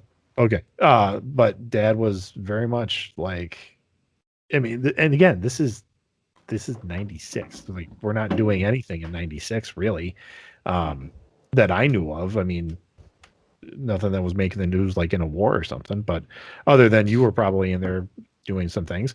But to my knowledge, it was a fairly safe time to go in. But Dad's like, doesn't matter. Like, he's like, I don't want that for. He's like, I don't want that for you. He's like, I want you to go to college and do all the things that college kids do. Like, and ultimately, Dad was making enough sense. I'm like, yeah, I don't know, but I still regret it. Like again, I have no reason that I shouldn't have went. And kudos to everyone that did, even the guys that didn't make it through boot or had to, I hesitate to say washout because I'm a civilian, but whatever it is, you went farther than I did. You mean you signed the dotted line, you got on the bus, man. Yeah, well, that was the thing that kept me going to finish basic training, because I wanted to quit like every day, and my fear was I can't go home to my dad, who was a Marine mortarman in Vietnam, and tell him that I couldn't handle peacetime basic training. Like, I was just like, I like, there's no way I could do that. And my stepdad also had been a Marine, and so my stepdad, 2 weeks before I left for basic, brought home Full Metal Jacket. And I was and he's sitting behind me laughing, Dad, like the good old days. And I'm like, why are you laughing? This is not funny. Yeah. He's like, because you think you got it bad with your mom, and that's where you're going in 2 weeks. And I was like, horrified, dude. I was like, oh my God, can I get out of this? Like, what do I have to, like, this is going to be horrible. I still believe he's the best Joker that ever was. What's that? Oh, Matthew yeah. Modine. Yeah, Matthew Modine. Oh, hey, Greg. I'm not Greg. Darren. Thanks. What have you ever come across, or how do you feel if you see stolen valor? Now here, help me out a little bit with stolen valor. Like, if I were to go walk out with a parachute or camouflage pants on, is that stolen valor? No. Okay. Stolen valor is like wearing medals that you shouldn't be wearing, or pretending you're a Navy SEAL, or pretending that you were in the military and you're not. It disgusts me. I mean, it's just, I think it's horrible. I remember there was I was just recently talking about this. I want to say it was back in '96. I think he was the chief of naval operations. He committed suicide, shot himself, because he had found out there was an article that had said that that was coming out that had claimed that he was wearing a medal or two that he wasn't supposed to be wearing. Ooh. And he shot and killed himself that day. For the shame? Like for the before, shame yeah, of it? for the shame of it. Mm-hmm. Yeah. Yeah. 'Cause you're disrespecting those that actually did the work. Yeah. You know, and Yeah. and put their lives on the line and did all of those difficult things, and for you to do that, like I just can't think of a lower kind of person that that would do that. I've seen I people mean, do I it. think you've got used car salesmen and lawyers, so to speak. Although I've got some friends that are great lawyers. Mike Easton, you're great. But even and then you dig down and like they're the sloppiest of the scummy. slop, if you will. Yeah, I've seen yeah. people that they will purchase fake. It would be hard for me not to military. beat somebody if I saw them. Well, I see people do it when I've traveled around for work, and like people are like, well, did you get your fake military ID? I'm like, what? And they're like, yeah, they would do that so they get like extra discounts at hotels, or when that's appreciation days and they get free meals. And I'm like, are you fucking nuts? I mean, just disgusted. Yeah, Disgusted. my youngest brother got hurt in Iraq and he's retired, and so I would have a very hard time coming across somebody and not wanting to give them some good old Marine Corps loving. See, I've seen that. I've seen now the ones where it's like a guy my age pulling that shit off. I understand if he gets his ass kicked, but if it's like a 17, 18-year-old kid who has this delusion of grandeur that he wants to be a Navy SEAL, that's one of those I would probably sit him down and say, listen. Right. I saw a guy, it was our friend Heather, who actually lives in Austin. And we went down to visit her. So this is probably like 2001. And she was single, and we got there. And when we flew in and we were staying at her place, and she's like, so she was out the night before with her friends. She's like, well, I met this guy. I really like him. And I'm like, oh yeah, well, what's he like? And blah, blah, blah, trying to vet him out. And she said, well, he's a former Marine. I was like, oh, really? And then she's like, well, he wants to get together in a couple days while you guys are still here. Do you guys mind if we like double date? I'm like, sure, we can do that. So he comes over to her place and we're grilling out, and he's telling military stories. And oh no. And they're at like Krista and Heather are asking him all these questions. And I'm just like not responding because I'm grilling. Like I'm doing my thing, right? Right. And then he had said that he was in how did the story go? He mixed up the bases. So like he said he was in Camp Lejeune. Okay. And drove down to San Diego. No. And I went, Camp Lejeune's on the East Coast. Exactly. And that's pretty good for not paying attention and just doing your thing, Greg. You remember that right now? Well, because my dad started in Lejeune, and then I was a Hollywood Marine.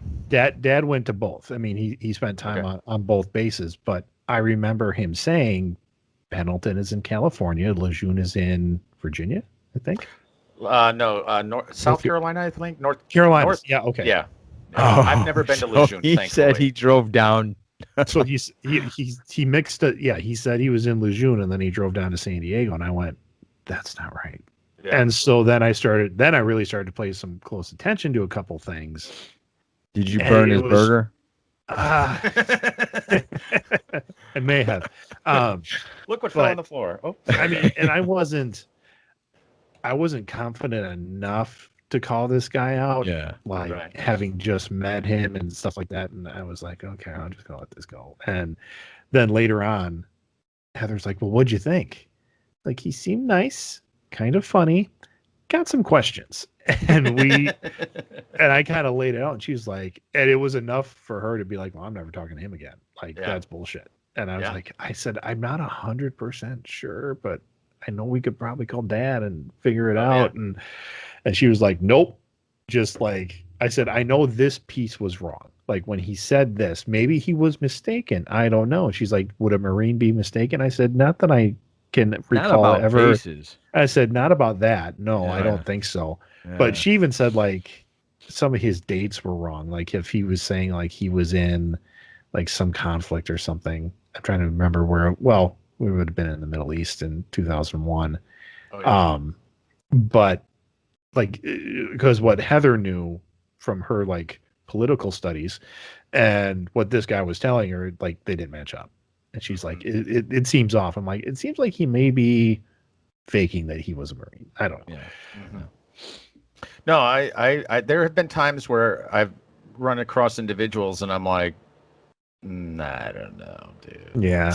Like, Well, and it's funny you said that because I remember I have a close friend that I met I would say about 6 years ago. He's a Marine Corps sniper. okay. And he told me first off, he was the first one that ever corrected me. He was like, there's no such thing as an ex-Marine. I was like, sorry. Yeah. Like when he said it too, me and him joke all the time, but when he said that, I knew, oh shit, okay, he's serious. Like, Yeah. I'm not gonna keep rubbing him about that. Right. Anyway, he also has a fear of midgets. But moving forward. He's not the only one. I'm sorry, small people. What's the political? Little person. Little person. Okay. He was telling me that the people you got to watch out for are the people that aren't talking about all the stuff they've done. He goes, those are the people that 9 times out of 10, they were the guy that was in the radio booth or they were doing something and they were near action and they heard other people talk about it. But he said, the people you can tell who's going to make it in, like, if they were to ever actually be somebody in the military, he said you could tell who can make it, and you can tell pretty quickly who wouldn't, but they talk real big, like they know exactly what's going on. They know exactly how they'd handle themselves. Yeah. And he goes, you got to watch out for the people that are super quiet and chilled and relaxed, because those are the badasses. Mm-hmm. What do you think, Darren? Is that true, or? Yeah, I'd agree not that with he would lie. I'm just saying, like, no, I definitely agree with that. They because they'll just sit back and listen to the BS, and they'll be like, I don't know about all that. No, because like I'll look back. I remember being at my mom's house a while back and finding my old resume that I had from when I first got out of the Marine Corps, of the things that I did in the Marine Corps, and I'll look at it and I'll be like, dang, like, oh yeah, I forgot I did some of that stuff, kind of thing, as far as jobs, like, so my first 26 months in the Marine Corps, after I went through basic training, then I went through infantry training, School of Infantry, SOI, and then I went through Marine Corps Security Forces School, and then I guarded special weapons for 26 months, and then my last year and a half, I was in a unit called FAST Company, Fleet Anti-Terrorist Security Team. Mm-hmm. And so that was an intense unit. And that's like, I'll look back and I'll be like, man, dude, because that unit is now based in Yorktown, Virginia, which was my first duty station. So after I went through all my training, I got stationed in Yorktown, Virginia. And so when I went to the reunion in 2018, they had Marines that had served at Yorktown doing the security forces stuff. And then they also had Fast Company was there. And when I was in Fast Company, there were two. There was in Norfolk, Virginia, and then there was one in Mare Island Naval Shipyard in Vallejo, California. That's the one I was at, was the West Coast one. Mm-hmm. But then they closed that down in 93, consolidated and put everybody. Now they're all in Yorktown instead of Norfolk, Virginia. But I remember being overseas and trying to get people to talk to the radio station. Yeah. At the time, I was, hey, what song do you want to hear?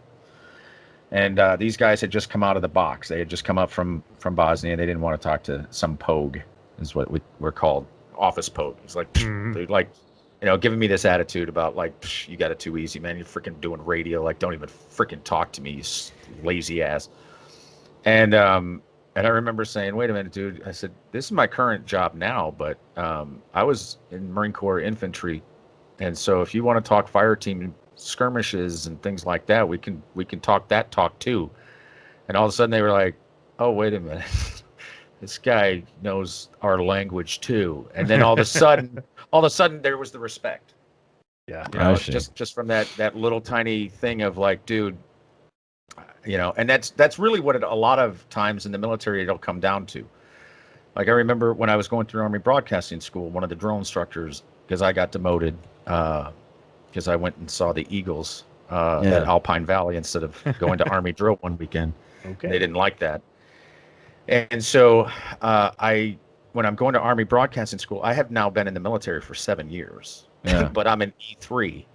And they're looking at me, you know, I've got Marine Corps medals. I'm in an Army uniform. They're like, what the hell? Like, and then I have Can a you hash do that? mark. You can wear like a Marine Corps and then wear an Army outfit? You can't do that. You will not do that the other way, though, because the Marine Corps does not recognize the other branches of service. Oh, so you not will even SEALs?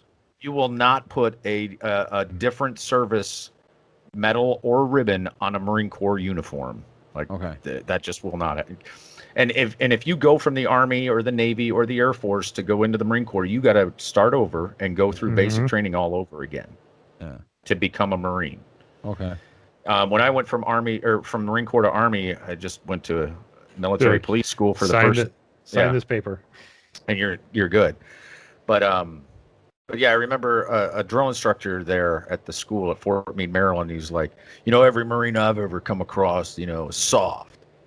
And you have what's called a scribe, and a scribe is he writes down all of your deficiencies during the inspection, right? Okay. So the drill instructor will be like, your room's not clean, your bed's not made right. He'll write that bed made not right, or whatever. And he's also like a witness. And so I just made the comment. I was like, you know, just send the scribe out of the room. We'll find out. Oh, okay. And he's like, Hafford, I don't think you'd fight fair. I'm like, there is no fair fight. No, I gotta hit your face with a brick and crush your skull. Then that's what I'm going to do. Hi, I'm a Marine. Like, you know, we're trained to do what we got to do. So you know, that is a lesson. I was lucky that I never had to really face combat or anything like that. You know, and that's really one of the other reasons why I'm doing the push-up challenge is because of my brothers and sisters, I had it easy, you know, and I still, when I got out of the military, like felt like I was missing something, you know, and these guys have gone and seen horrific things, have had to do horrific things, and then come home, and there's no one, you know, there may not be anyone home in their hometown that has had to do that, so they have no one to relate to. They picked up a drinking problem in the Marine Corps, which I did. Or maybe they have picked up some other kind, like, you know, a pain pill problem because they had a surgery and they got hooked on Vicodin or, you know, Oxycontin or some of those things.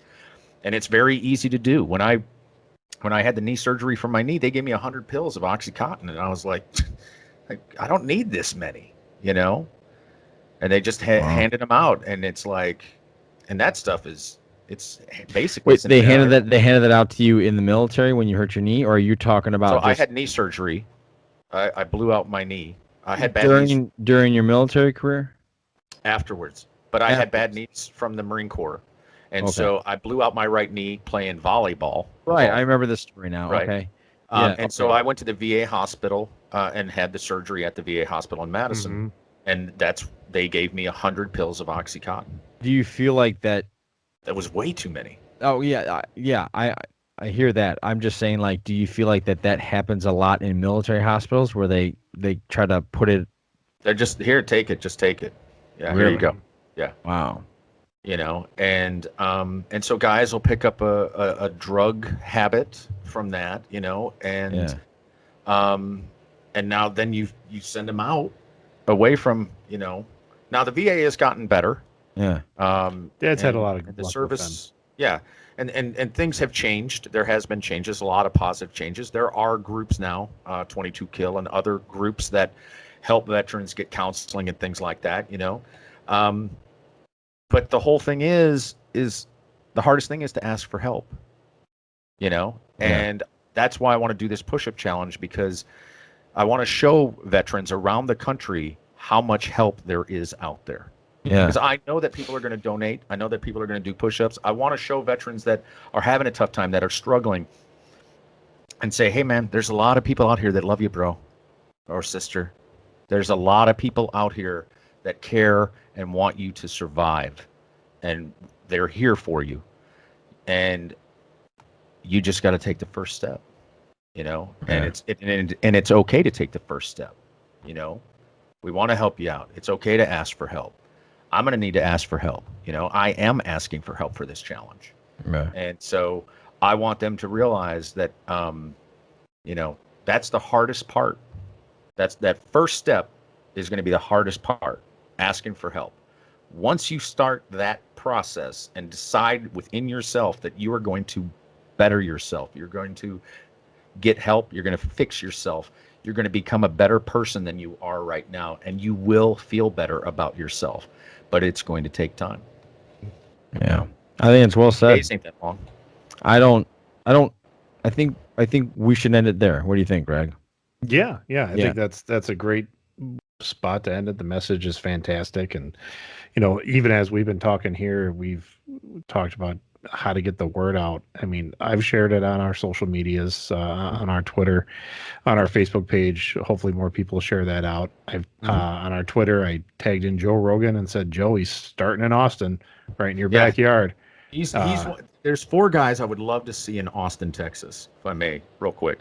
Yeah, absolutely. Joe Rogan, Matthew McConaughey. Yeah. All right.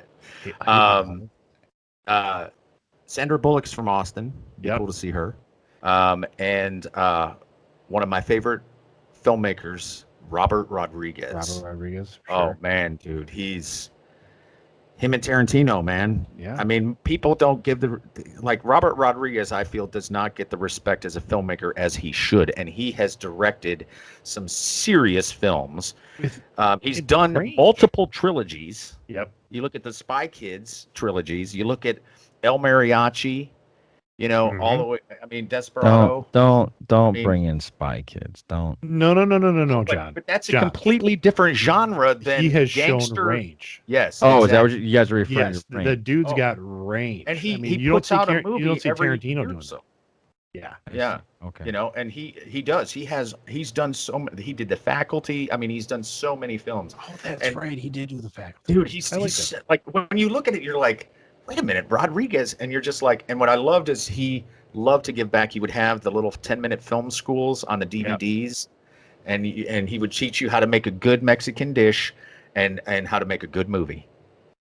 And so that sounds like a cool little show.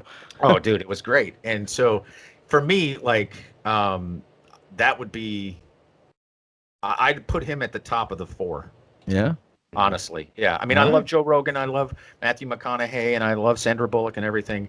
But Rodriguez, what he did, you need to read the book, Rebel Without a Crew. He made his first film for $7,000, and he went into a hospital for 30 days so that to become a lab guinea pig so he could get the money to make his first film. Wow. I remember hearing that. That's awesome. I mean, he's...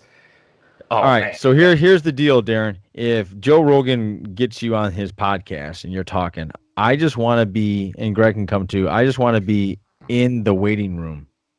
Well, if I can get on it, he has like this green room where like people can just sit there and actually watch the podcast as you guys are doing it live.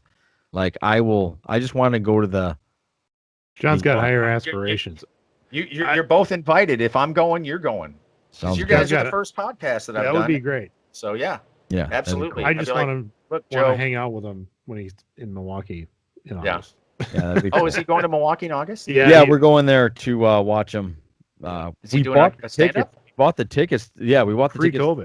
Pre-COVID. Yeah. This is a delayed show. We're finally getting to it. So. Yeah. Oh, wow. It happened, I think, November of 2020 or something like that. And something like that. Yeah, that's right. It was. Yeah. But all right.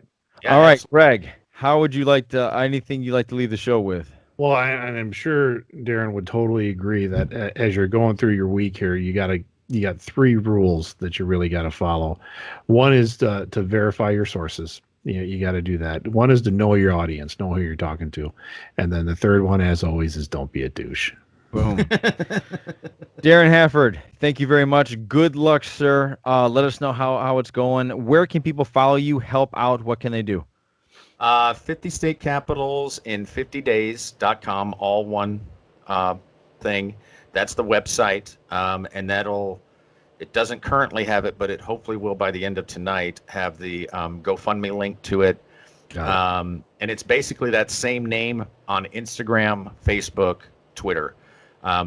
As of right now, there's no posts on the Instagram or Twitter. But the reason I'm kind of have kept it kind of on the down low is I want to watch it grow. Right. Yeah. I want people to see how fast this is going to blow up. Mm-hmm. And I want to give a weekly report each week as well. Thanking, you buy a t-shirt, I'm going to mention your name in the thing. You got to send me a picture of you with this, this t-shirt on. I want to add that because I want to give credit to everyone that helps out, whether they do it financially or just even sharing or liking and all of that. At this point, this is what I'm going to do for the next 2 months. So cool. So let's have some fun. Well, we're following you. I already All checked right. it out. So Thank you. Greg did his homework. Greg's a good guy. Check out the video. Tell me what you think. We will. Yeah, absolutely. For Darren, thank you very much, Darren. Good luck to you. Hopefully we'll see you in Madison. We'll see. Thank you for having me. Yeah. For the Greg, this is Johnny. Everybody podcast out. Have a great 4th of July weekend and do some push-ups. Yeah. All right. See you later, guys.